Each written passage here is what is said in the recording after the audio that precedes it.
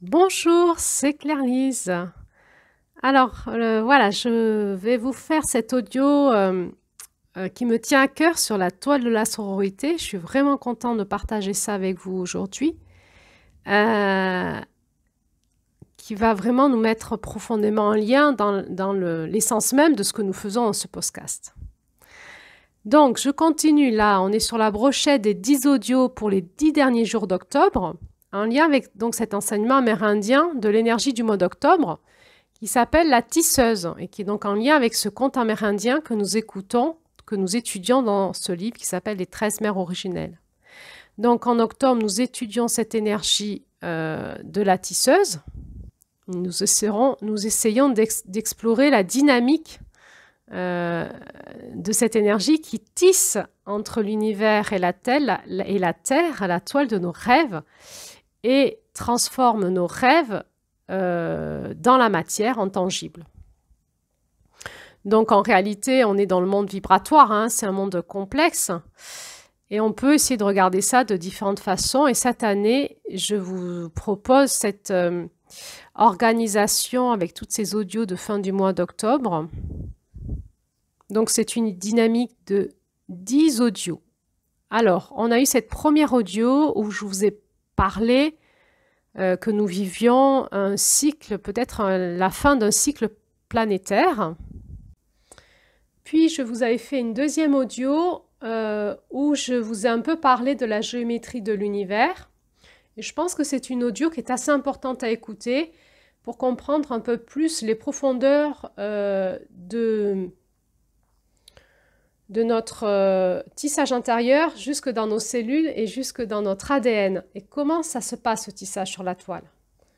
Dans un troisième audio, je vous ai parlé de l'importance de détruire cette toile noire qui pourrait bloquer notre futur.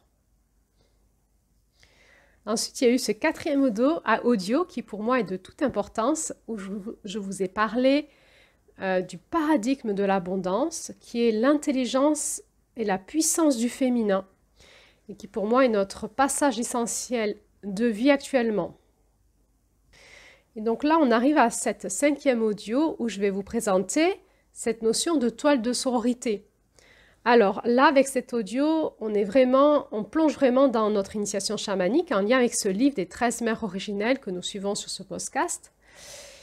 Et je vais vous inviter donc à me suivre et à ce qu'on plonge ensemble dans ce qu'est cette initiation chamanique. Parce que c'est vrai que vous m'avez peut-être suivi depuis janvier à l'écoute des contes avec Julie, à l'écoute des couleurs, et puis de tous les audios autour de l'énergie de chaque mois, des blessures que ça peut régénérer en nous, et puis de tous les enseignements dont j'ai eu l'inspiration de vous faire passer. Mais finalement, de quoi on parle? De quoi on parle? Et où en est-on aujourd'hui en France avec cette histoire du chamanisme du féminin? Donc moi, là, pour vous présenter cette toile de la sororité, et je trouve que c'est le bon moment en octobre de vous en parler, qu'est-ce qu'on fait, qu'est-ce qu'on tisse ensemble, nous, sur ce podcast, en France, et ça vient d'où? Eh bien, je vais me baser sur l'introduction de ce livre, Les 13 mères originelles. Introduction qui nous parle, du coup, de qu'est-ce qu'on va vivre avec ce livre, dans ce livre. Alors, même l'introduction est assez complexe à lire. Donc déjà, il faut pouvoir décoder l'introduction. Alors là, je vais essayer de vous faire l'exercice de vous mettre les grands mots-clés.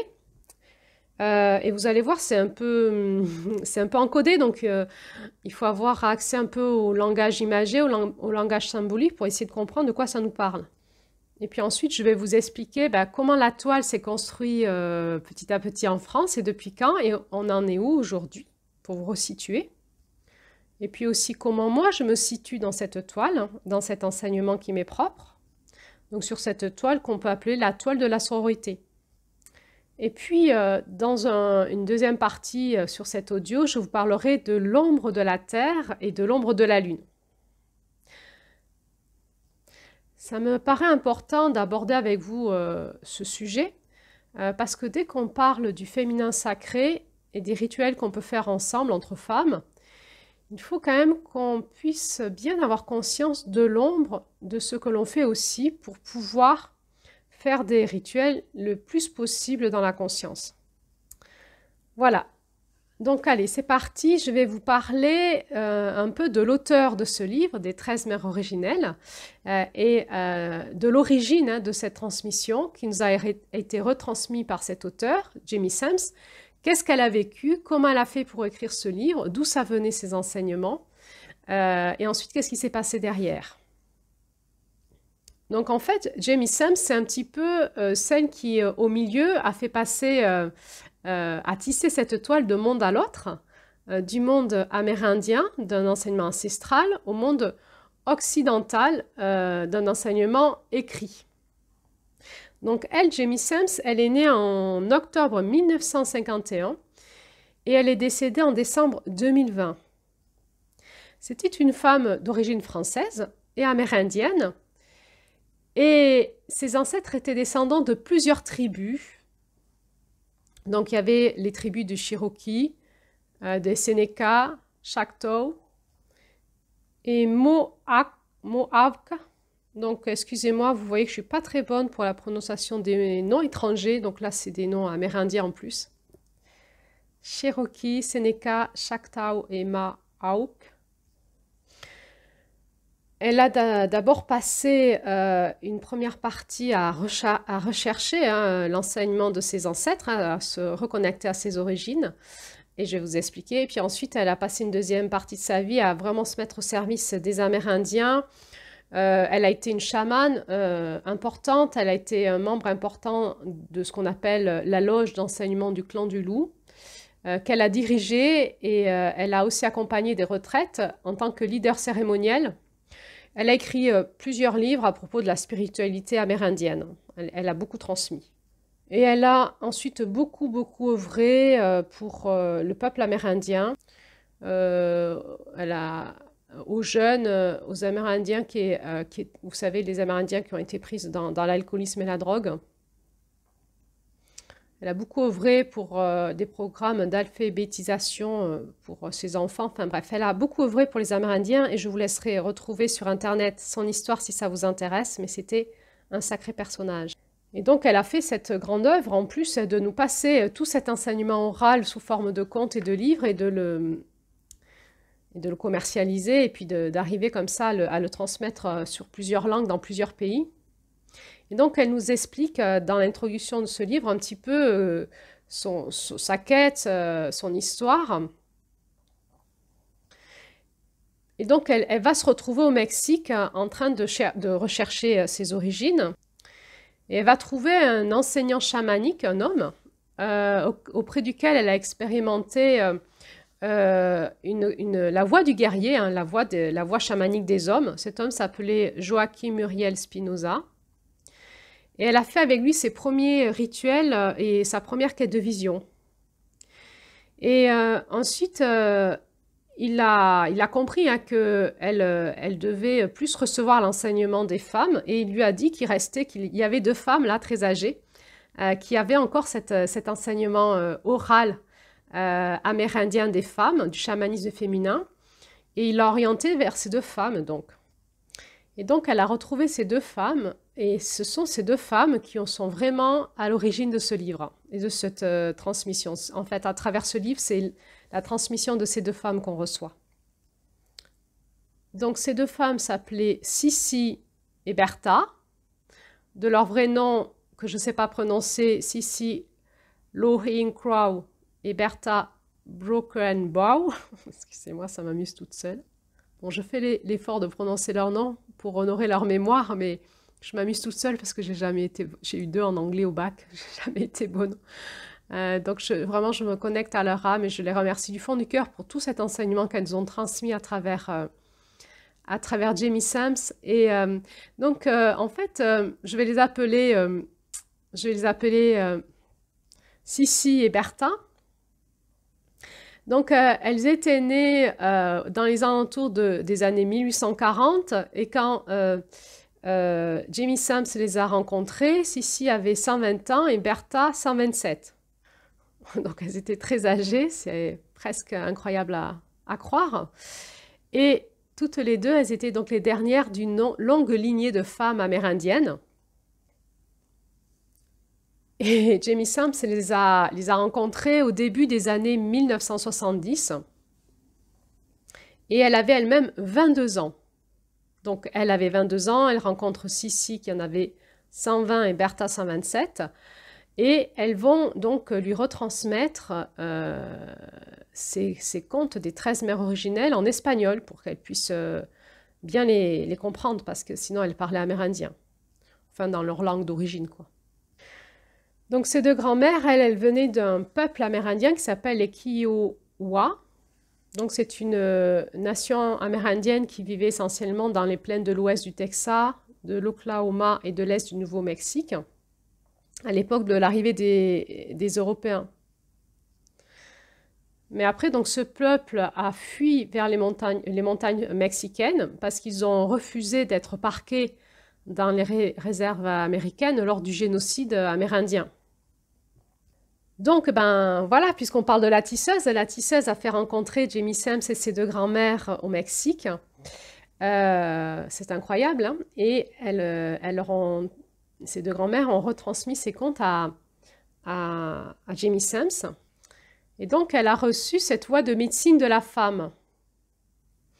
Et là, elle est sortie donc de la voie des guerriers, hein, de la voie du chamanisme des hommes. Elle est rentrée dans la voie du chamanisme des femmes, qui n'était pas connue, qui était une voie orale. Et elle est sortie de la quête de vision et elle a appris ce que c'était qu'une quête de guérison, plus liée au cycle de nos règles en fait. Donc elle nous explique qu'est-ce que c'est qu'une quête de guérison dans l'introduction du livre et qui est une discipline, une médecine que peuvent faire les femmes qui suivent cette voie amérindienne du féminin. Et donc elle a expérimenté cette voie pendant 16 ans. Chaque année, elle a vécu des temps de retraite à chaque fois au moment de ses règles et puis une quête de guérison une fois par an pendant 16 ans. Tout ça connecté à l'enseignement qu'elle avait reçu de Sissi et Bertha, des 13 mères originelles. Et donc, elle avait commencé à recevoir l'initiation à 22 ans, mais c'est qu'à 40 ans, après avoir fait ces 16 ans de quête hein, et de retraite et de s'être laissée méditer en lien avec les 13 mères, qu'elle a pu écrire ce livre et le commercialiser. Donc, elle va mettre en forme ce livre. Et son objectif, c'était vraiment de pouvoir l'offrir à toutes les femmes du monde. Et en fait, dans le livre que l'on a, là, les 13 mères originelles, elle a associé deux transmissions qu'elle a reçues, donc celle des 13 contes, des 13 mères originales, associée à une autre transmission qu'elle a reçue d'une autre grand-mère, et c'était aussi une grand-mère Sénéca qui s'appelait Twila Nietzsche, qui était elle aussi guérisseuse et avec qui d'ailleurs elle a écrit un livre sur le langage des pierres. Et cette grand-mère, elle a vraiment aidé Jamie Sams à mettre en structure ces contes de ces 13 mères en lien avec une roue de médecine que je vous présente dans ce podcast, qui est en fait la roue de la vérité des Sénéca, qui associe donc une roue de médecine liée avec des couleurs et des vérités. Donc dans cette roue de vérité de Sénéca, on en voit apparaître donc ces 12 couleurs et ces 12 axes de la vérité, Sénéca. Donc les Sénéca, c'était aussi un peuple amérindien d'Amérique du Nord. Donc à un moment, Jamie Sams, elle va sentir qu'il y a quelque chose qui se pose pour elle avec 12 contes, 12 couleurs, 12 axes de vérité. Et elle a donc superposé cette roue de médecine avec ses contes. Et donc ça a pris cette forme d'un cercle à 12 étapes dotées d'un centre. Donc ça a donné une structure, un rythme, et quelque chose qui s'est posé. Et là, en fait, donc on comprend qu'elle a fait toute une quête pendant 16 ans, c'est énorme. Hein. Et à un moment, c'est comme si elle avait eu l'aval pour transmettre ce livre, parce qu'il y avait, dans cet enseignement ancestral, il y avait quelque chose qui pouvait se transmettre sous cette forme, cette structure, à toutes les femmes du monde. Il faut savoir que Jamie Sams, dans son enfance, elle avait déjà des talents de médium. et qu'elle a mis ses dons et ses talents au profit de cette transmission. Donc en fait, ce que j'essaye de vous dire, c'est qu'elle a eu un long chemin de 16 ans d'initiation très poussé avec ses guidances chamaniques qu'on appelle les 13 mères originelles, pour qu'en 1991, à 40 ans, alors qu'elle avait débuté à 22 ans, elle puisse donc pouvoir écrire ce livre suite à ses 16 ans de retraite. Donc après, il y a eu on va dire, deux sources en France d'arrivée de cette transmission. Donc la première par ce livre qui a été ensuite traduit en français. Je ne sais pas depuis quelles années on l'a. Je ne sais pas, je vous dirai des bêtises. Et ensuite, il y a une autre source qui a été une transmission orale qui est arrivée par une Française mais qui habitait au Brésil et qui s'appelle Sylvie Chanin Woman, qui va amener cette tradition des 13 mères originales en lien avec ce livre qui était écrit à l'époque en anglais au début des années 2000 en France. Donc elle avait, je crois, ce livre écrit en anglais, plus elle avait reçu des enseignements au Brésil d'une autre personne qui s'appelait Rose Sweetwater. Et donc, dans les années 2000, elle amène en France cet enseignement sous forme d'une transmission orale qu'elle va nommer le Conseil des anciennes des 13 lunes. Et donc, c'est un enseignement oral où ils n'ont pas accès au conte, par contre, mais elle va transmettre, je crois, les poésies et elle va transmettre des rituels tous les mois pour recontacter chaque mois la fréquence du mois, la mer et la couleur. Et elle va mettre ça en forme avec tout un tas de rituels et d'enseignements. Et en 2016, elle va affiner sa transmission et elle va la mettre en route sous une forme encore différente. Et c'est à partir de ce moment-là, donc à partir de 2016, qu'elle va passer le relais à d'autres personnes qui ont été initiées à sa voix. Et il va y avoir en France des enseignements qui vont commencer à se transmettre sous le lignage de donc Sylvie Chanin Woman, enseignement que l'on va nommer le Conseil des anciennes des 13 lunes. Je crois qu'on va aussi le nommer les 13 gardiennes, le Conseil des 13 gardiennes ou les 13 gardiennes. Il faut savoir que c'est un enseignement oral fait de rituels en fait initiatiques. C'est une voie initiatique à suivre de manière stricte avec certains rituels et il faut être initié pour pouvoir après initier d'autres femmes, etc. Donc c'est vraiment un linéage particulier. Donc peut-être vous allez rencontrer des personnes qui font partie de ces cercles, mais elles n'ont pas accès aux contes, elles ne connaissent pas du tout les contes. Voilà, c'est une spécificité dans cette voie orale, elles n'ont pas accès aux contes. Et puis il y a l'autre côté, une autre voie possible qui est l'accès aux livres directement et aux contes, et des femmes qui vont de manière autonome, en lisant ce livre, initier des cercles de femmes juste autour de la lecture de ce livre. Et ce livre, activant des potentiels, vont commencer à proposer des cercles de femmes en fonction aussi de leur propre potentiel qui va être activé et de leurs propres inspirations. Il faut savoir que dans la voie orale, il y a quelque chose d'initiatique, d'un peu fermé, donc il y a les initiés, et il y a eu des frottements à des moments entre ceux qui avaient reçu la voie orale et ceux qui lisaient le livre, puisque on pouvait dire que ceux qui lisaient le livre n'avaient pas été initiés et donc étaient moins légitimes. Voilà, en tout cas, c'est un peu des guerres de religion tout ça, ça peut s'entendre. En tout cas, de mon côté, qu'est-ce qui s'est passé pour moi ? Donc moi j'ai eu ce livre dans mes mains voilà, je me suis demandé si il fallait que j'aille suivre les enseignements oraux et initiatiques de ce rituel du Conseil des 13 anciennes des 13 lunes, le Conseil des anciennes des 13 lunes. Et il y avait comme ça au début peut-être un sentiment d'illégitimité, d'avoir la sensation de ne pas avoir été initiée. Et en fait, simplement, je me suis calée sur la Terre et dans la fréquence des 13 mères pour leur demander. Et elles m'ont répondu que non, en fait, qu'il n'y avait aucunement besoin d'être initié par cette voie, que ça commençait peut-être à devenir une forme de religion, et qu'il suffisait de se reconnecter à elles, dans mon cœur, et qu'elles allaient m'enseigner ce que je devais transmettre. Et donc moi, j'ai reçu toute une initiation, plutôt en lien avec une intelligence dans la roue, masculin-féminin, et énergétique de la roue, que j'essaye de retransmettre dans ce podcast. Donc, qu'est-ce qui s'est passé pour moi? C'est que j'ai eu ce livre, j'ai proposé à des femmes de lire les contes et qu'on en parle ensemble. Et là, je suis devenue canal. Et donc, pendant plusieurs années, j'ai reçu tout un enseignement très intense et très poussé. Donc, j'ai fait passer une méthodologie aussi sous forme de, plus que de rituel, hein, de voyage chamanique précis, d'objets de pouvoir, de rituels, toute une méthodologie avec aussi des mandalas.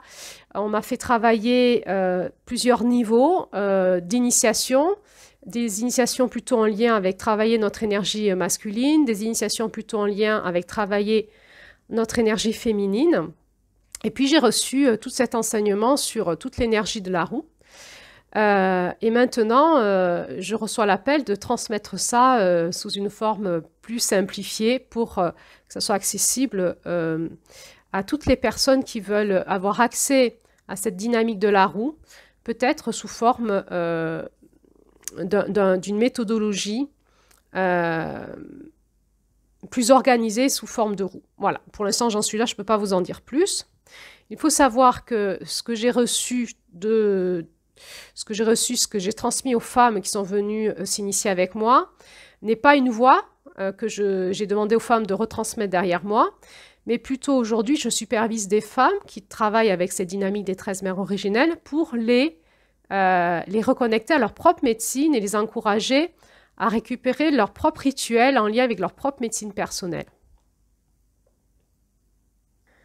Ce qu'il faut bien comprendre, c'est qu'on est donc sur cette toile de la sororité et que chacune on tisse avec les appels qu'on reçoit, nos dons et nos compétences. Alors, qu'est-ce que je peux dire de cette toile de la sororité? Alors, je peux dire que c'est quelque chose qui se tisse à partir de la Terre et que certaines femmes reçoivent des appels pour faire passer ces transmissions. Et c'est comme si ces femmes étaient des points relais, des antennes relais sur Terre pour faire passer une transmission qui vient de très loin, et c'est comme si on était des points relais pour continuer à la transmettre aujourd'hui dans notre écosystème, là où on est. Donc il existe tout un tas d'autres femmes qui ont fait leur propre médecine en lien avec les 13 mères originelles, et tout ça est très riche et je ne crois pas du tout cloisonné. Et chacun va se sentir appelé vers telle ou telle personne pour se faire initier quelque part, c'est-à-dire se remettre en contact avec ces fréquences-là. Alors, c'est quoi cet enseignement? Parce que là, je vous parle de où on en est aujourd'hui, mais ça vient d'où? Puisqu'on sait que le point relais principal a donc été Jamie Sams, mais ça vient d'où? Donc, on va remonter au-delà de Jamie Sams, et donc on va remonter au-delà de Sissi et Bertha. Et donc, je vais reprendre ce que Jamie Sams nous dit dans l'introduction du livre. Alors, il faut savoir que c'est une introduction qui n'est pas facile à lire du tout, et je vais essayer de vous la resynthétiser à ma façon. Mais voilà, si vous avez le livre, lisez l'introduction et on a aussi des enseignements dans la conclusion de ce livre. Donc déjà, elle nous dit que c'est un enseignement qui a failli se perdre et qui a été retrouvé il y a une centaine d'années par les femmes amérindiennes, par les femmes amérindiennes d'un peu toutes les tribus. Donc il y a eu une volonté chez femmes de retrouver cet enseignement qui était en train de se perdre, et donc elles ont fait des huttes de femmes où elles ont organisé des cercles de rêve de femmes pour retrouver cet enseignement ancestral. Donc, ça, c'est vraiment la médecine d'avril. Hein. Elles se sont rencontrées, elles ont fait un cercle de rêve, c'est-à-dire elles sont parties en voyage chamanique, et elles ont demandé à leur aînée, qui avait cet enseignement, elles étaient mortes et elles avaient perdu l'enseignement, de leur retransmettre par leur vision, leur rêve, cet enseignement qu'elles avaient perdu. Et c'est comme ça qu'elles ont pu partager entre elles ce qu'elles avaient reçu et qu'elles ont pu petit à petit remettre en forme cet enseignement. Et puis, il se trouve que ça s'est fait dans plusieurs tribus, puis qu'ensuite elles se sont rencontrées et elles se sont aperçues qu'elles avaient eu les mêmes informations. Donc ça, c'est très spécifique au voyage chamanique, c'est qu'on peut aller connecter comme une bibliothèque mémorielle à un endroit et on a les mêmes informations. Ça nous arrive parfois quand on fait ça ensemble, entre femmes. On peut vraiment être en désaccord sur un sujet, partir en cercle de rêve, et quand on revient, qu'on partage les messages qu'on a reçus, on a reçu les mêmes messages. Donc c'est incroyable. Donc cette transmission à travers ce livre, ça a été retrouvé par des femmes qui ont fait des cercles de rêve et qui ont récupéré cet enseignement. Donc comme elles nous disent, c'est l'enseignement en esprit de nos aînés. Donc en esprit, ça veut dire, ça a été transmis en canalisation, enfin là c'est dans le monde du rêve, dans leur façon de faire, dans leur culture, hein, en voyage chamanique, par leurs aînés. Et elles nous disent que c'est un enseignement qui donne naissance aux principes masculin et féminin. Donc, entre parenthèses, tout ce que je vous explique sur les lunes du masculin et du féminin n'est pas enseigné ni par Jamie Sams, ni à ma connaissance par personne d'autre. C'est quelque chose que moi, j'ai reçu en direct par les 13 mères et qui est probablement en lien avec ma propre médecine, puisque ma propre médecine, c'est la réconciliation du masculin et du féminin. Donc, j'étais partie, moi, de là-dessus. Ça m'avait vraiment activé quand j'avais lu ça dans l'introduction. Je m'étais dit, je veux en savoir plus. Et puis, j'en ai su plus.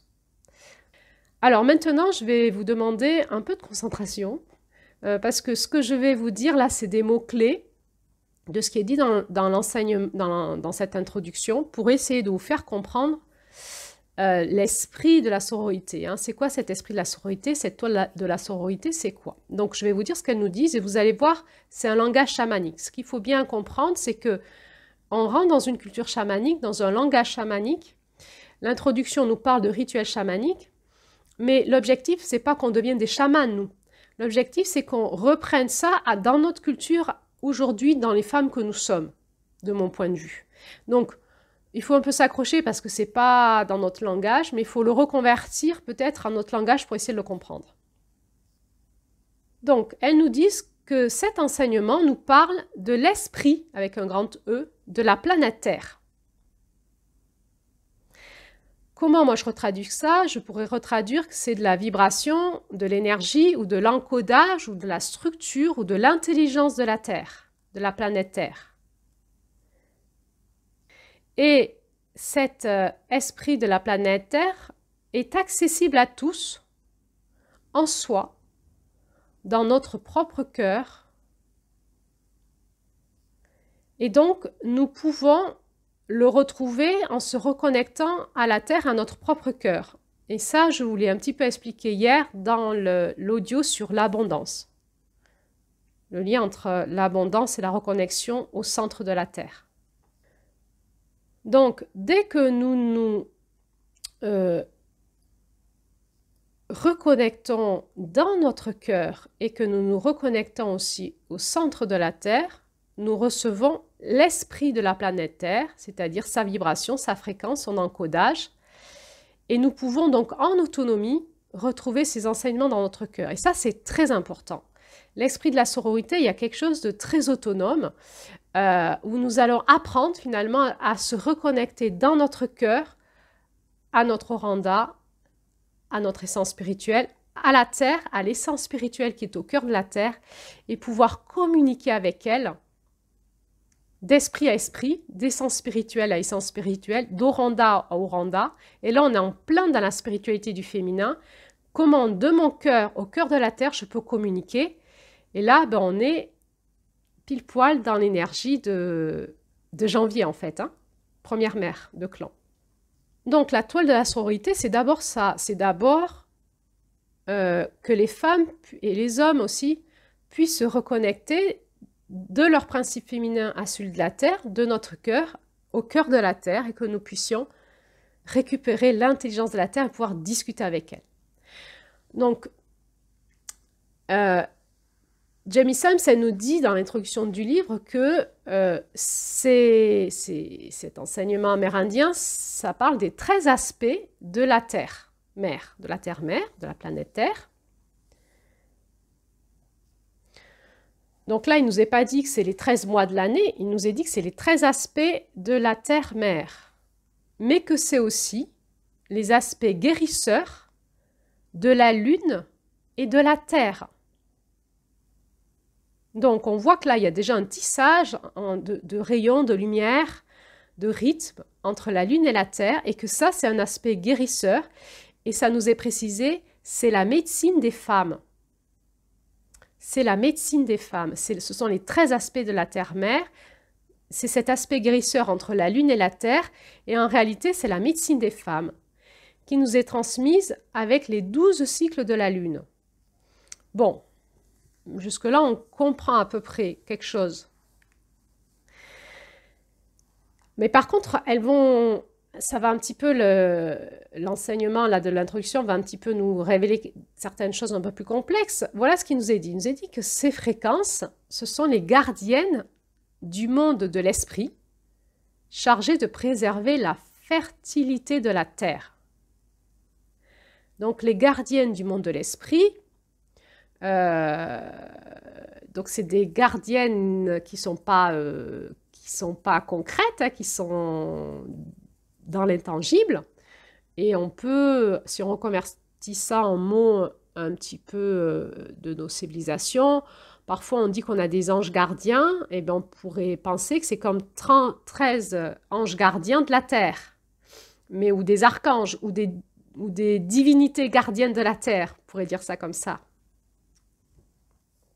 Donc des gardiens en esprit, et qui sont les gardiennes de la fertilité de la Terre, et que c'est une protection de la mère planète et de tout ce qui y vit dessus.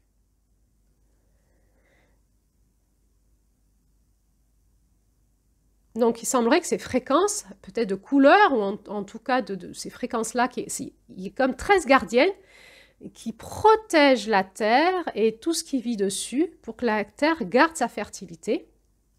Et il nous est dit que ce sont donc des fréquences, alors il n'est pas dit fréquence, c'est moi qui le dis pour convertir en mots, mais que ce sont des esprits qui veillent sur les cycles lunaires, comme la carapace de la tortue qui protège.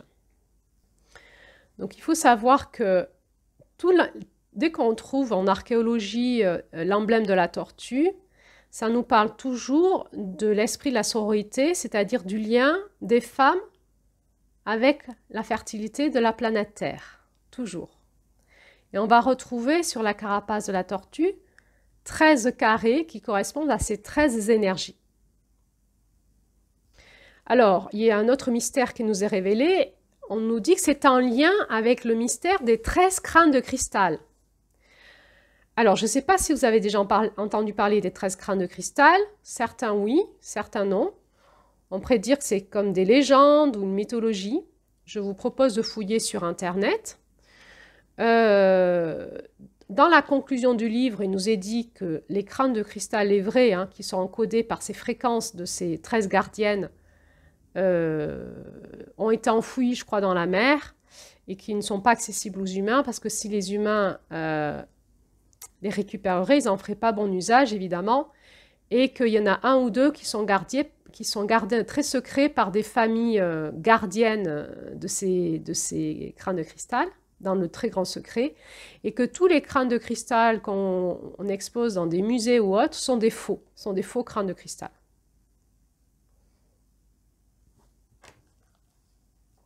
Donc voilà, là on rentre dans un petit peu des mystères entre des crânes de cristal, des légendes peut-être ou pas, la femme, la terre, la mer, la lune. Et alors on nous dit encore autre chose, une phrase étrange.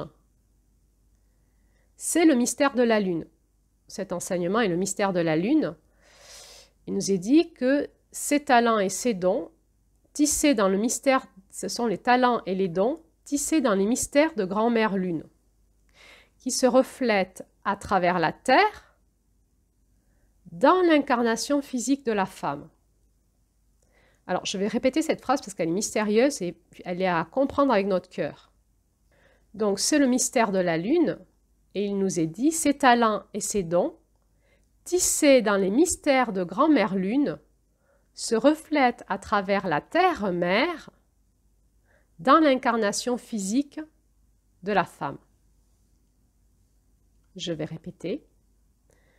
C'est le mystère de la lune, ses talents et ses dons tissés dans les mystères de grand-mère lune se reflètent à travers la terre-mère dans l'incarnation physique de la femme.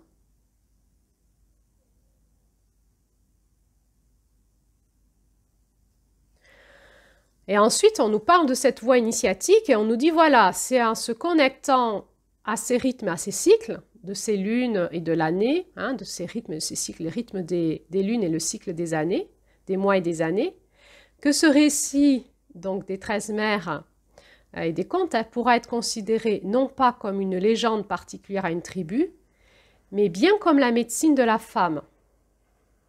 Et donc, moi, je peux en témoigner, hein, plus on tourne dans cette reliance mois après mois, année après année à ces fréquences-là, plus en fait ça active notre médecine personnelle, nos dons et nos talents, et ça nous transforme. Et c'est vrai, moi je peux en témoigner, je l'ai vécu pour moi et pour celles qui m'ont accompagnée. C'est toujours vivant en moi, tellement que je vous le retransmets sur ce podcast. Et donc ils disent que c'est appelé, on peut appeler ça le legs de la femme, ou sororité.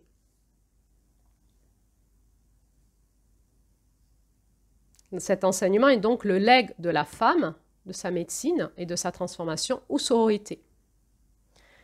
Et donc, qu'est-ce que c'est que la sororité selon ce paradigme? Eh bien, c'est la médecine de la femme, c'est-à-dire que toute femme est porteuse d'une médecine qui est reliée au tissage entre la Lune et la Terre. Et donc, à ces rythmes de la Terre et de la Lune, et qui va générer chez la femme une médecine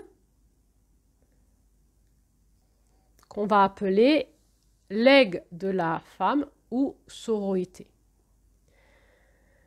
Donc, cet enseignement, on nous dit qu'il y a donc 12 cycles, 12 lunes, 12 aspects de la femme et 12 aspects de vérité et 12 couleurs.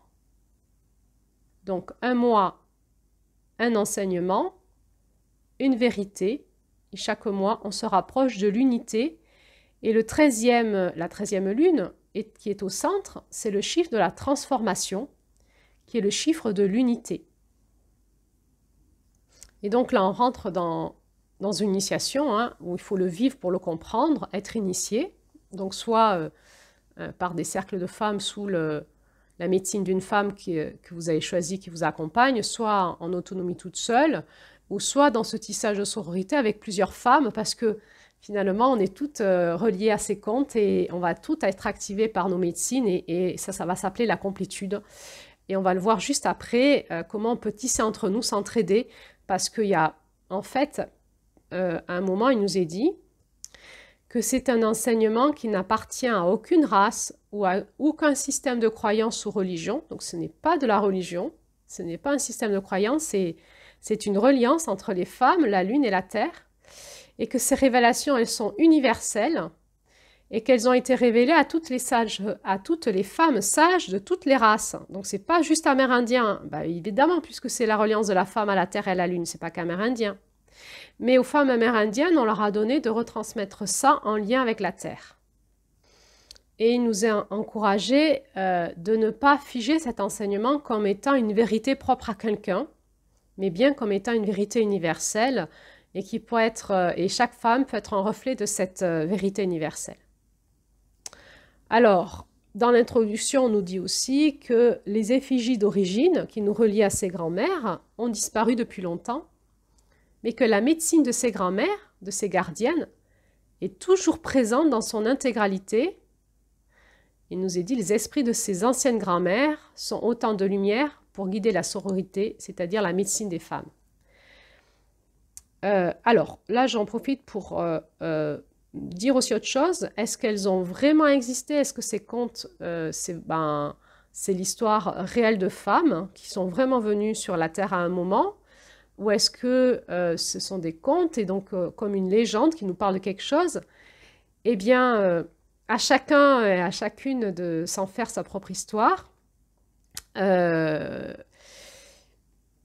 En tout cas, ce que je sais, c'est que dans le chamanisme, il n'y a pas de dieux et déesses. Il y a des anciens, il y a des aînés, il y a euh, des, euh, des ancêtres, et il y a des fréquences maîtres, comme des animaux, comme des plantes, comme des minéraux, et comme des énergies dans l'intangible. Et donc, dans l'enseignement que nous recevons, c'est un enseignement où il nous est dit c'est une médecine qui existe dans en fait, le monde de l'esprit, et que dans le monde de l'esprit, cet enseignement est toujours présent dans son intégralité et que nous pouvons nous relier en permanence. Alors, il nous est parlé d'autre chose encore. Il nous est parlé du conseil qu'il y a au cœur de la Terre, encodé dans le cœur de la Terre. On appelle ça le conseil de la maison de la tortue. Et il est dit que cet enseignement siège toujours en conseil au cœur de la Terre, avec la lumière de l'arc-en-ciel tournoyant du rêve qui apparaît dans l'aurore boréale. Bon, on verra plus loin avec les autres contes, jusqu'au 13e conte, de quoi ça nous parle, ça. C'est un petit peu une mise en bouche. Donc, cet enseignement existe toujours au cœur, siège en conseil au cœur de la Terre, avec la lumière de l'arc-en-ciel tournoyant du rêve qui apparaît dans l'aurore boréale. J'aimerais parler des couleurs. Donc, on n'a pas de précision sur ce mystère. Alors moi, je suis appelée à ouvrir les portes des couleurs pour comprendre quelque chose. Donc, je cherche beaucoup. J'ai demandé à Julie de canaliser. J'ai branché un astrophysicien dessus. J'ai branché un chercheur canal, médium aussi, et scientifique. Et on part en quête. Moi-même, je me branche et je me canalise sur l'histoire des couleurs à chaque pleine lune. C'est très complexe, j'ai l'impression. C'est quelque chose à découvrir que peut-être on ne connaît pas encore.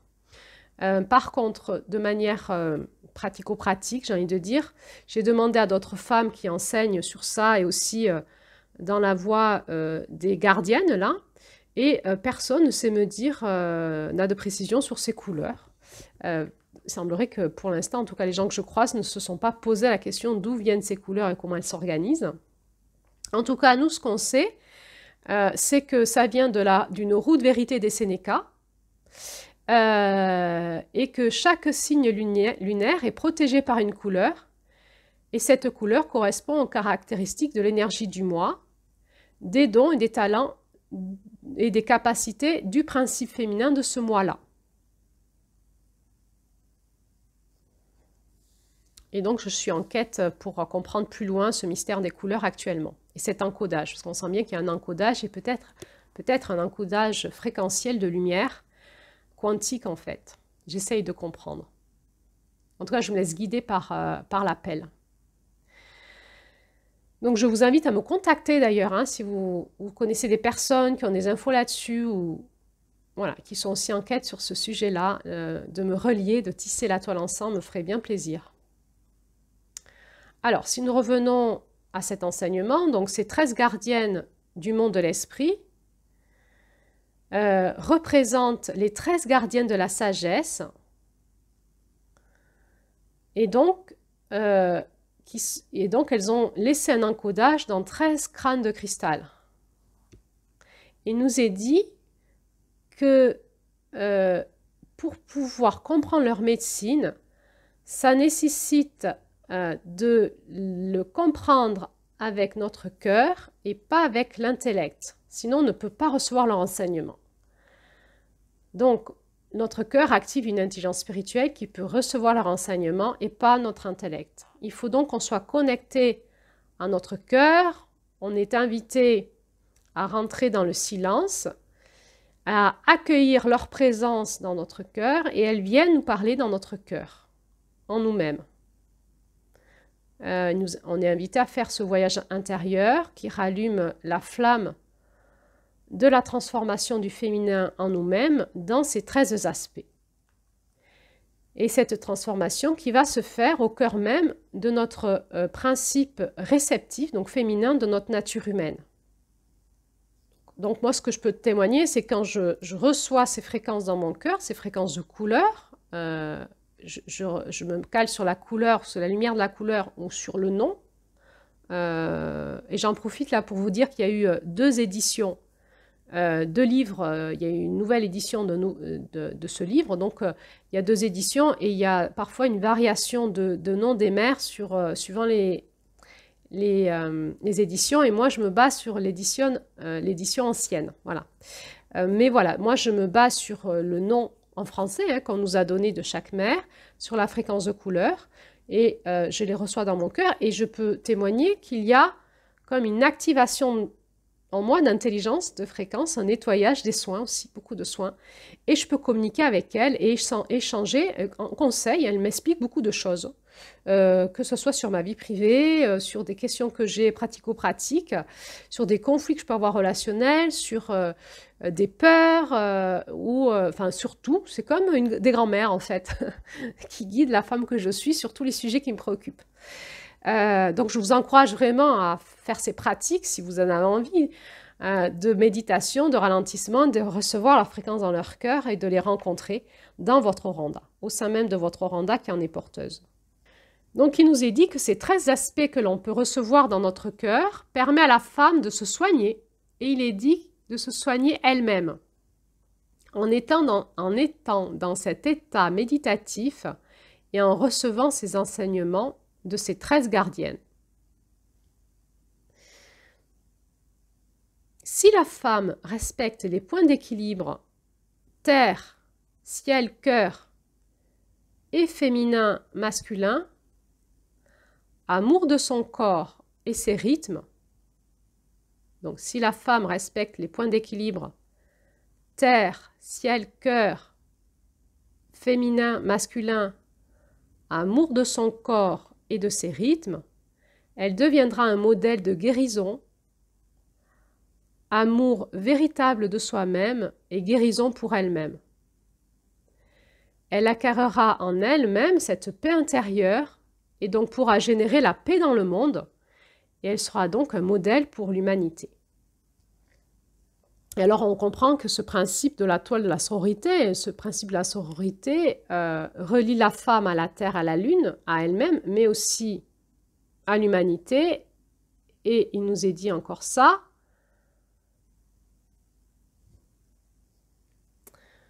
Le système de connaissances qu'elle représente sont les fondements de vérité qui permettent à toutes les femmes d'être les gardiennes du rêve de l'humanité pour parvenir à l'unité. Le système de connaissances qu'elle représente, donc ces mères, sont les fondements de vérité qui permettent à toutes les femmes d'être les gardiennes du rêve de l'humanité pour parvenir à l'unité. Donc il nous est parlé de ces 4 points de force dans cette roue de médecine, vie, unité, égalité pour l'éternité.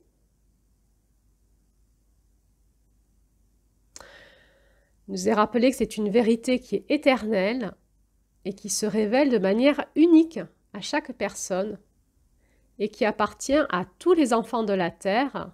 Et donc, il nous est demandé de ne pas l'approprier pour en faire une seule vérité.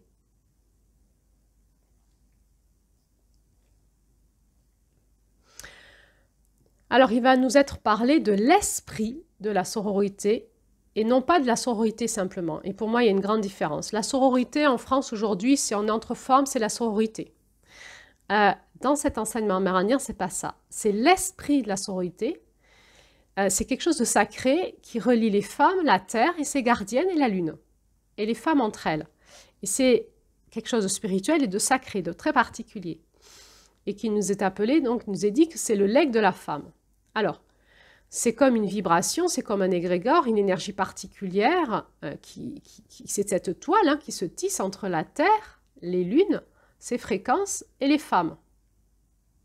Et encore une fois, c'est manifesté par l'emblème de la tortue. Il nous est dit que c'est la médecine des femmes et que chaque femme qui est connectée à cet esprit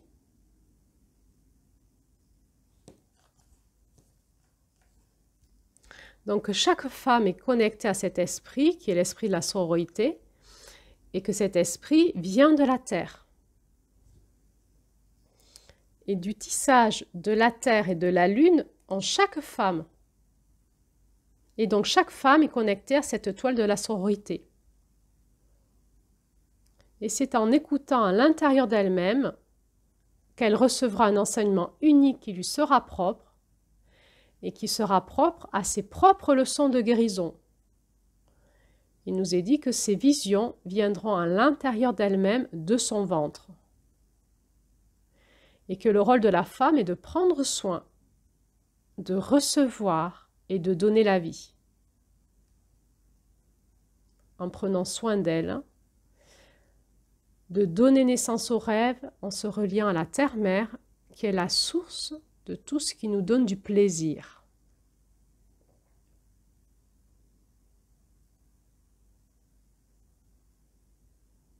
On est vraiment encouragé en tant que femme à prendre du plaisir, à prendre soin de nous, à nous guérir, pour guérir l'humanité. Il nous est rappelé que c'est en écoutant pendant nos cycles d'intériorisation, donc on est invité chaque fois qu'on a nos menstruations, de s'intérioriser, de ne plus travailler, d'être dans le silence, dans l'écoute. Ça, c'est vraiment la voie initiatique de cet enseignement, si on le suivait. Et en écoutant pendant nos cycles d'intériorisation ce qui nous vient de l'utérus pendant qu'on saigne, nous allons devenir puissantes et créatrices. Parce que notre utérus va nous parler à ce moment-là, puisqu'il est connecté à l'esprit de la sororité. Et à ce moment-là, quand on a nos règles, notre utérus est très ouvert et est ouvert à l'esprit aussi du grand mystère. Donc tout ça est décrit dans l'introduction du livre. On nous rappelle aussi que dans l'esprit de la sororité, la femme est appelée à se donner de la douceur et du plaisir et à ne pas suivre la médecine d'un homme qui la perturbe, ce qui la perturbe. Donc on n'est pas faite comme les hommes, donc il faut qu'on suive la médecine des femmes et qu'on est, nous, femmes, appelées à se donner de la douceur et du plaisir parce qu'on nous dit qu'on souffre bien assez pendant nos règles et pendant l'accouchement. Il nous est beaucoup rappelé qu'il faut respecter notre propre principe féminin en nous-mêmes et ne jamais nous déconnecter des éléments féminins qui sont l'eau et la terre pour bien rester en contact avec l'esprit de la sororité qui est donc cet esprit de la terre et de la planète Terre. Et donc en lien avec notre utérus, entre autres. Dans cet esprit de la sororité, les femmes se soutiennent et se guérissent entre elles en se réunissant et en se transmettant ainsi leurs dons, leur potentiel dans l'esprit de la sororité. Il nous est dit que toutes les femmes ont le même rêve, c'est le rêve originel de la Terre-Mère, qui est paix parfaite et harmonie, le respect pour toutes les choses vivantes, l'amour sans condition, la vérité comme guide ultime et l'égalité pour tous. Toutes les femmes ont le même rêve, c'est le rêve originel de la Terre-Mère, paix parfaite et harmonie, le respect pour toutes les choses vivantes, l'amour sans condition, la vérité comme guide ultime et l'égalité pour tous. Toutes les femmes ont le même rêve, c'est le rêve originel de la Terre-Mère, paix parfaite et harmonie. Le respect pour toutes les choses vivantes, l'amour sans condition, la vérité comme guide ultime et l'égalité pour tous.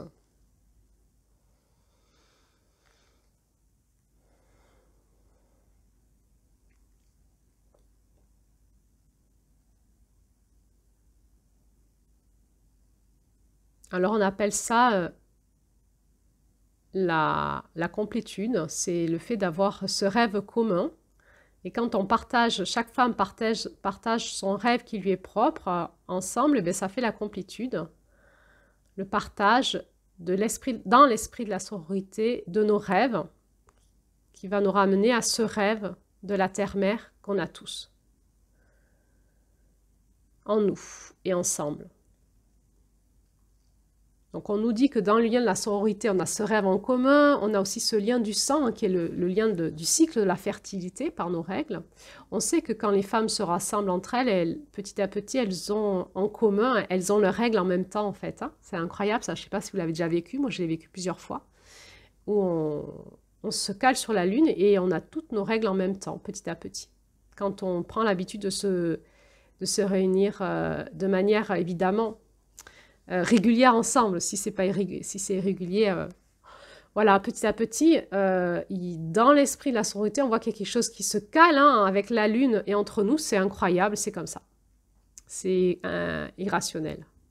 Mais c'est rationnel puisque c'est réel, on le vit. Il nous est dit que l'ouverture de nos utérus donne naissance au rêve de la sororité, c'est-à-dire au rêve de la terre-mère.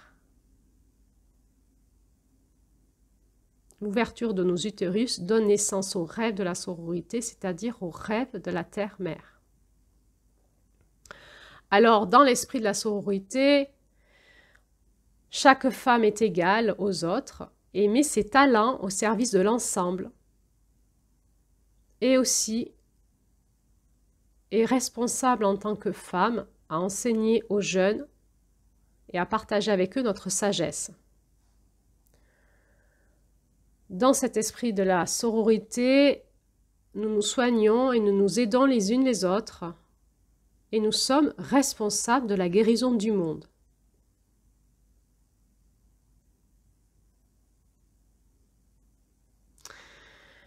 Voilà, donc il nous est dit que ce legs fait aux femmes permet à toutes les femmes de trouver son rôle dans le processus de guérison des enfants de la terre. La femme a un rôle de transmutation des souffrances à travers la vie qu'elle donne, et c'est en transmutant nos souffrances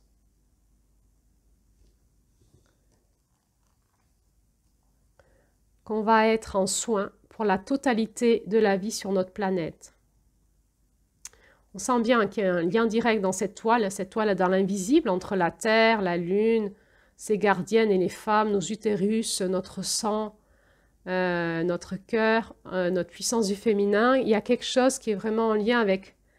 Il y a un lien direct, la femme est un lien direct avec l'humanité. Hein, on sent avec les générations qui suivent, et la puissance de la femme, quand elle se guérit, elle transmute les souffrances de l'humanité.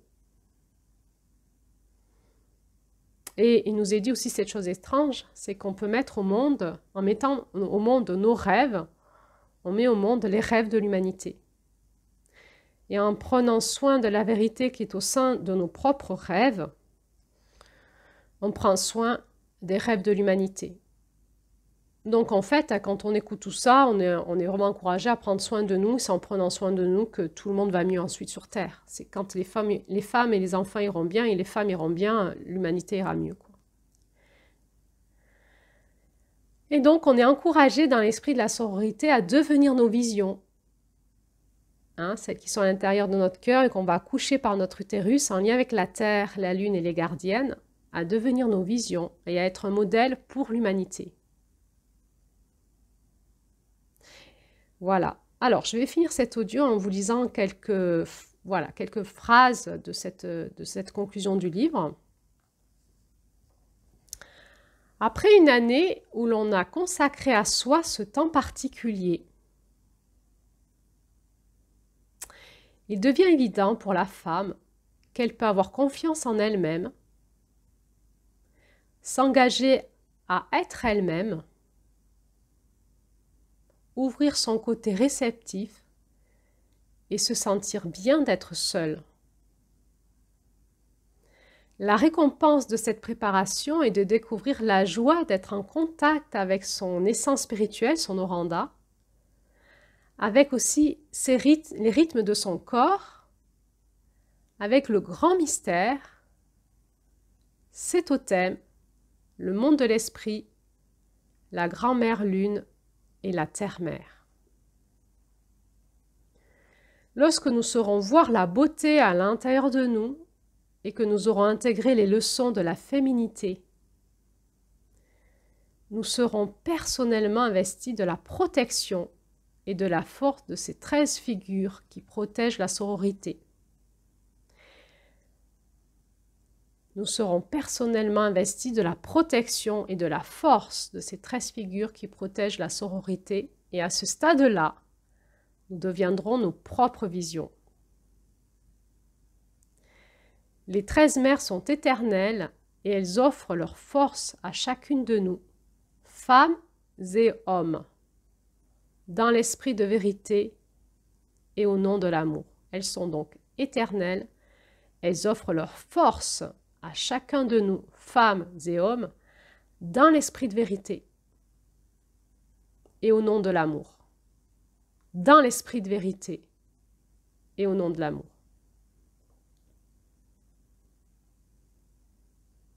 Quand nous sommes guéris, il est de notre tâche de créer de nouvelles cartes sur la façon d'utiliser l'énergie que nous avons de gaspiller en soucis, hâte, chagrin, rancune et conflits, afin de créer un monde unifié de paix. Nous découvrons que l'essence du désir de notre mère véritable, la terre, est la paix. Et là, il y a un petit jeu de langage en anglais que je vais essayer de vous retraduire parce que comme je ne sais pas lire l'anglais, ben ça va être mal dit, mais je vais vous l'épeler. Donc, nous découvrons que l'essence du désir de notre mère véritable est la paix lorsque le H final de It's, la terre, E-A-R-T-H, fait une boucle pour venir en début de mot et écrire Herz, le cœur, H-E-A-R-T.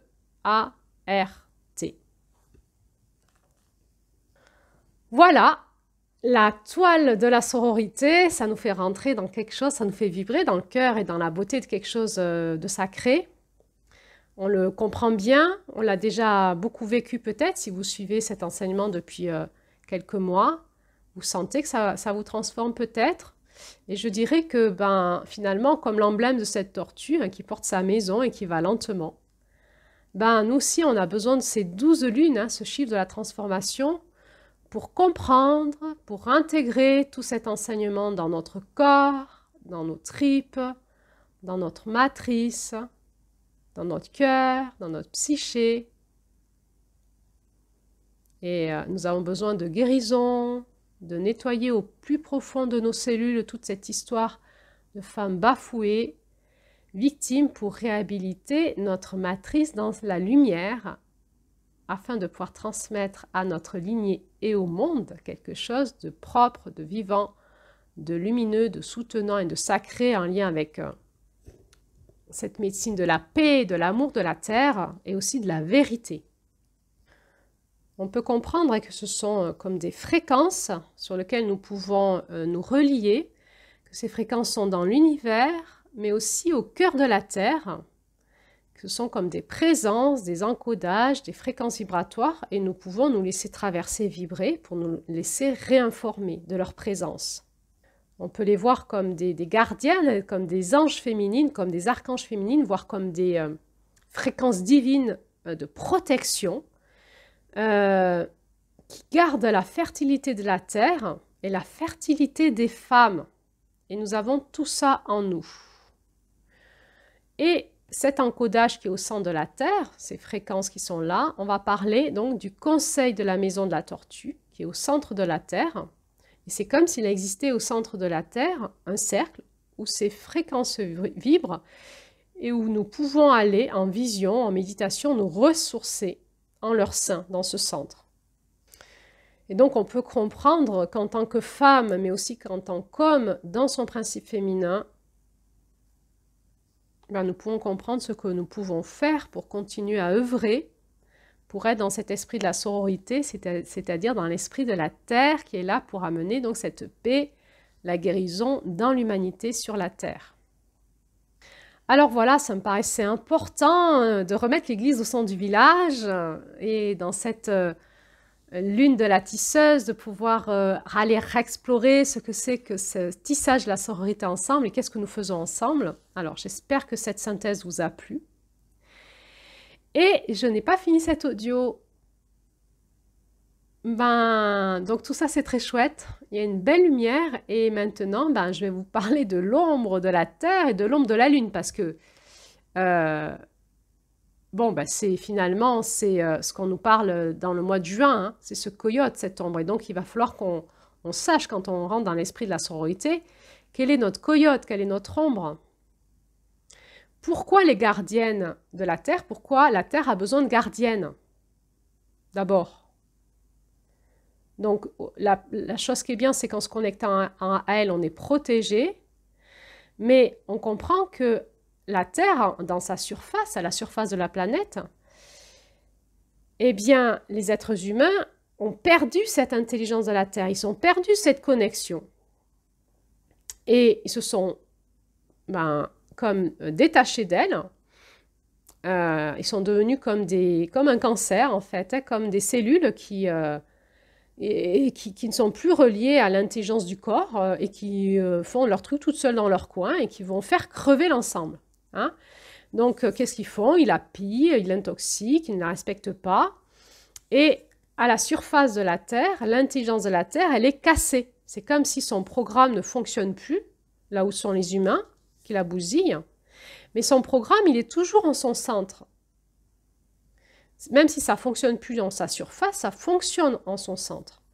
Donc il y a des gardiennes qui sont venues comme ça, des fréquences pour protéger ce fonctionnement et pour aider les êtres humains à retrouver le programme source de l'humanité. Et pour la suite, c'est-à-dire la fertilité. La fertilité, c'est que plus on va, plus on grandit, plus c'est fertile, plus c'est beau, plus c'est chouette. Alors là, on a l'impression que plus on va, plus on se détruit. Mais en fait, c'est là qu'il y a une bascule à faire, c'est en se reconnectant à l'esprit de la sororité et à cette médecine de la femme en lien avec la Terre et la Lune, et du féminin des hommes, que nous allons retrouver l'intelligence de la Terre et retrouver le programme source de l'humanité. Donc, ces fréquences, elles sont encodées au centre de la Terre. Nous les avons aussi dans notre centre, parce que nous sommes des êtres humains, et elles sont aussi là dans le monde de l'esprit, et elles protègent la Terre comme la carapace d'une tortue. Ça, il faut s'ancrer dans cette foi-là, si vous voulez y croire, j'ai envie de dire. Et donc, elle protège la Terre de quoi? De quoi? Eh bien, de toute cet égrégore négatif qui essaye de la détruire, à la fois à sa surface et à la fois dans le monde du cosmos, j'ai envie de dire, dans tout ce qui nous vient du cosmos. Donc, remettons-nous dans la réalité une fois qu'on est allé dans cette belle spiritualité. C'est quoi notre réalité concrète? Eh bien, la Terre à sa surface, elle a un champ électromagnétique qui n'est pas connecté à son centre, qui vient peut-être du cosmos, de fréquences qui ne veulent pas la bienveillance pour la Terre, qui nous vient du cosmos, et qui vient des êtres humains de la Terre. Donc on appelle ça en science le champ morphogénique. Donc je vous en ai parlé avant-hier. Hein, c'est l'ensemble de ces vibrations que l'on émet. Donc ce sont des vibrations, de l'énergie que l'on émet tous à la surface de la Terre. C'est un peu l'ensemble de nos pensées, de nos émotions, de la façon dont on rentre en relation, de notre spiritualité et de tous les êtres vivants de la Terre. Donc c'est comme un champ morphogénique dans lequel on baigne tous. On peut appeler ça aussi l'inconscient collectif ou la matrice. Et on peut dire qu'actuellement, ce champ morphogénique, il n'est pas très cool. Il est rempli de guerre, de haine, d'avidité, de perversion, de viol, de pédocriminalité et de plein d'autres choses dégueulasses. Il y a bien sûr quand même de l'amour, de la sympathie, de l'entraide, de la bienveillance, du soutien, de la protection du vulnérable, etc. etc. Mais aujourd'hui, dans la balance, ça pèse pas très fort. Et ce champ morphogénique, il charge en nombre de plus en plus. Et nous, on sent qu'il nous pénètre à l'intérieur de nous. Hein. On sent qu'il nous pénètre. Donc, je vous renvoie à l'audio sur ça que j'ai fait il y a quelques jours. C'était sur la géométrie, l'introduction à la géométrie de l'univers.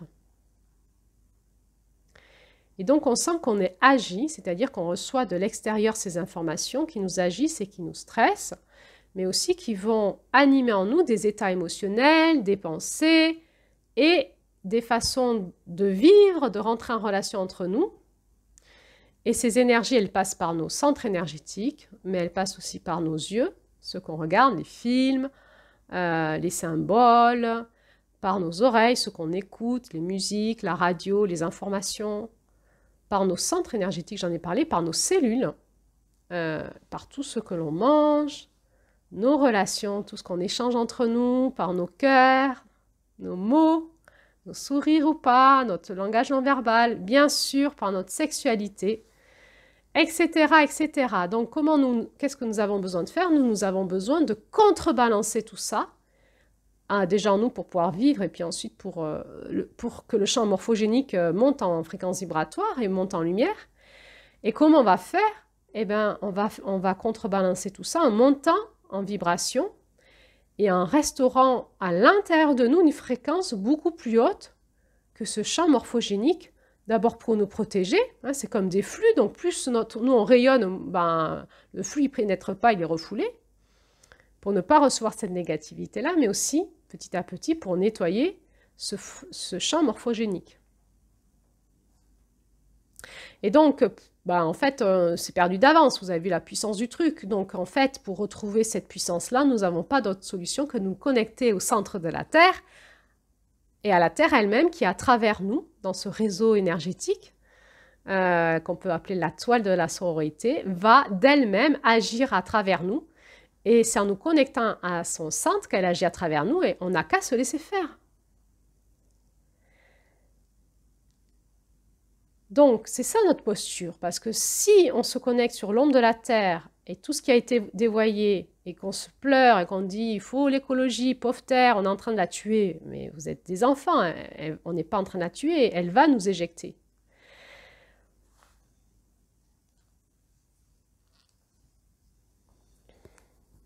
Et on va comprendre que ce champ morphogénique sur la Terre, ce n'est pas que les êtres humains. On sait que, je réinsiste là-dessus lourdement à chaque fois qu'il existe des espaces que l'on ne voit pas avec nos yeux, qui s'appellent les champs énergétiques, le monde des énergies. Et que dans ce monde énergétique, il y a des êtres qu'on peut appeler les parasites énergétiques ou les vampires énergétiques. Mais qu'il y a aussi des fréquences spirituelles qui sont des fréquences de l'ombre, qui ont une puissance de négativité énormissime, qu'on peut appeler satanique, vous appelez ce que vous voulez avec vos cultures à vous, hein, et que ces fréquences-là animent les meurtres, les assassinats, les génocides, les religions, et tout ça, la Terre l'a aussi en mémoire, c'est-à-dire ce qui s'est passé dans le passé, c'est aussi de la mémoire énergétique dans les champs énergétiques de la Terre. Et donc, pour nous, il est important de comprendre ça, il est urgent qu'on le comprenne, parce qu'il ne faut pas s'enraciner en surface, parce que c'est dévoyé aussi dans la surface de la Terre, hein.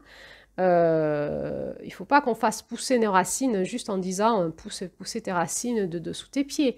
Il faut qu'on appelle le sang de la Terre à se reconnecter à nous, à sous nos pieds, notre cœur, notre vagin, notre utérus, et à nous envoyer sa sève pour qu'on puisse vibrer sa fréquence et être protégé de tout ça. Donc, quand on fait des rituels sur le féminin sacré, si on n'a pas compris qu'il faut se connecter au centre de la Terre et qu'on fait des rituels, par exemple, on va dans une forêt, on fait des rituels avec l'énergie environnante et qu'on n'est pas allé voir comment il est, je vous assure que moi, quand je faisais les 5 jours de séminaire de la 13e mer, j'allais dans des espaces reculés, en montagne ou autre, dans des salles rondes pour faire ces 5 jours de séminaire dans des espaces chamaniques reculés, je vous assure que d'abord il fallait que je fasse un gros nettoyage du champ morphique environnant la plupart du temps, pas toujours, parce que les énergies de la nature de la Terre, elles sont dévoyées aujourd'hui aussi, même dans la nature, hein. Il y a des endroits où il y a des êtres de la nature, c'est rempli d'ego, de conflits, de guerres de pouvoir. Et quand vous arrivez pour faire des rituels sacrés avec le sang de la Terre, vous n'êtes pas forcément bien accueillis. Et parfois, oui, et parfois, c'est autre chose qui se passe dans d'autres espaces. Il y a des espaces qui sont sacrés sur la planète et gardés par des gardiens, et où l'être humain ne va pas forcément, parce qu'il n'est pas invité à... Donc, quand on fait des rituels chamaniques, d'abord, il faut que la personne qui anime les rituels soit connectée à ces fréquences et sache nettoyer tous les environnements, se reconnecter au centre de la Terre et bien écouter la voix de la Terre sur ce qu'il y a à faire dans cet espace et comment protéger son groupe pour faire vibrer cet espace dans les fréquences de la sororité, j'ai envie de dire, et que le groupe puisse monter en fréquence de sororité en lien avec les éléments, la rivière, les oiseaux, etc. Mais c'est pas de l'enfantillage comme ça, on se connecte à la rivière et tout. Il y a des rivières qui sont très polluées, on ne le sait pas forcément. Donc, on est vraiment dans un monde actuellement où il y a vraiment énormément de lumière, on réapprend tout ça, mais si on reste dans notre naïveté, on peut faire des bêtises. Hein, parce que si on fait des rituels avec la terre chamanique, mais pas connecté au centre de la terre, connecté à l'environnement immédiat, eh ben on se pollue. C'est pas... on peut faire des... C'est comme si on ouvrait nos champs énergétiques à la pollution environnante et on n'est pas forcément très bien derrière. Hein. C'est comme si on faisait des appels d'offres pour que toute cette pollution rentre en nous, ces parasites, ces vampires, et au lieu de faire du chamanisme, on fait finalement une espèce de rituel de magie noire, d'auto-envoûtement.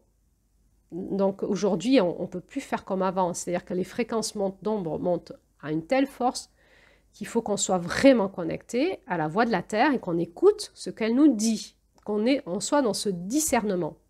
Et c'est pareil pour la Lune. Parce que la Lune, elle fait partie de ce champ morphogénique de la Terre et de cet environnement cosmique autour de la Terre. Et elle est aussi très, très, très intoxiquée. Il y a toute une matrice autour de la Lune qui est très intoxiquée.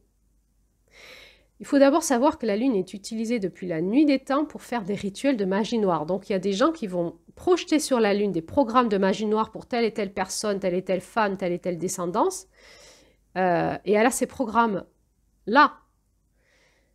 Elle est déjà entourée d'une grille épouvantable de magie noire. Et puis en plus, et j'en parlerai dans la prochaine audio, demain, j'en parlerai plus loin sur les rituels qu'on fait avec le féminin sacré et la Lune. Mais c'est connu que la Lune, elle a été comme envahie d'intelligence supérieure qui n'est pas au service de la Terre, au service du féminin, entre autres, hein, de l'humanité. On pourrait appeler comment ces intelligences, on pourrait les nommer des extraterrestres. Par définition, ils ne sont pas de la Terre, ils viennent d'ailleurs. C'est connu dans le monde de l'ufologie. Hein. Dans le monde de l'ufologie, on sait que la Lune, elle est excessivement contaminée. Hein. Donc, quand vous faites des rituels avec la Lune, alors pour le coup, c'est super dangereux parce qu'actuellement, la matrice de la Lune, elle charge en ombre. Hein, et vous risquez fort de vous empoisonner. Ça veut dire que quand on fait des rituels avec la Lune et le féminin sacré, parce que la Lune reste, comme la Terre et comme les femmes, le centre, la quintessence du féminin sacré, eh bien, si on veut continuer à faire des rituels avec la Lune, il faut vraiment se caler sur la fréquence du Soleil qui est reflétée par la Lune et c'est tout. Mais ça nous demande de régler notre GPS de manière très précise. Il ne faut pas se louper, sinon ça peut être très, très contaminant. Très toxiques. Ce sont des fréquences électromagnétiques qui ne sont pas bonnes du tout, qui sont encodées sur la Lune, qui ne sont pas bonnes du tout pour nous. Alors, j'en reparlerai un peu plus demain, mais ça veut dire quoi, juste à la fin de cette toile de la sororité? Ça veut dire que le féminin sacré n'est toujours pas sacré du tout, que le féminin est complètement dévoyé, pourri, aujourd'hui sur Terre, avec la Lune, et dans le corps des femmes, dans leur utérus, c'est vraiment l'énergie aussi de nos utérus dévoyés, remplis d'entités pourries, que ce féminin a été détruit, pourri, abîmé par tout un masculin pourri, qui est aussi celui d'une autre, les femmes, et pas que les hommes. Hein.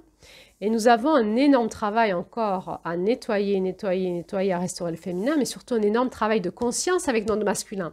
Il faut qu'on répare notre masculin, notre conscience, pour pouvoir réparer notre féminin. Il est urgent que les femmes qui font des rituels sur le féminin sacré arrêtent de faire n'importe quoi et utilisent leur énergie de avril, de la conscience, de celle qui voit loin et qui sait ce qui se passe et qui sait orienter son énergie au-delà de la dualité, au-delà de la matrice de l'ombre, dans les sources d'amour qui sont au centre de la Terre, au centre, au-delà de la porte d'or. Et par rapport à la Lune, moi, je ne me connecte pas au centre de la Lune parce que j'ai l'impression qu'il est aussi contaminé. Je me connecte directement sur la Lune spirituelle.